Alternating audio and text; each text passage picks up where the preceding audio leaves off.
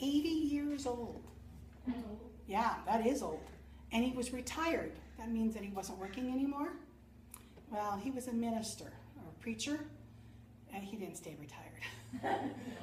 most ministers Why that do you have two I know pianos can't. in here? Well, this one isn't actually an organ. But anyway, let me tell you the story about this church. So they worked really hard and they got the church all done, and Christmas Day, 1876, was the very first wedding. Well, Mr. Stewart, the pastor of the church, he liked to talk a lot. And so one of the things this young couple asked is, please kind of keep it short. After all, it's Christmas Day, right? So he agreed, and the young couple stood up in front of him, and he said to the young man, do you promise to take care of her?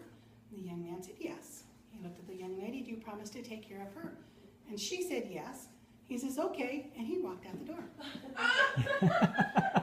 They didn't know if they were married or not, so finally they sent a runner after him to come back and finish up the ceremony. Okay, the church was actually used as a church for about 8 to 10 years. And then the surrounding land was sold.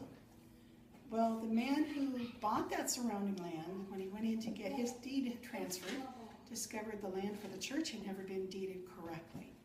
So he just figured he bought the whole thing. So he came home, moved himself into the church, just cut the lock and moved in. And the church tried to fight it, but it didn't do any good. They lost. So they had to eventually build another church. So this became a family home. Wow. You found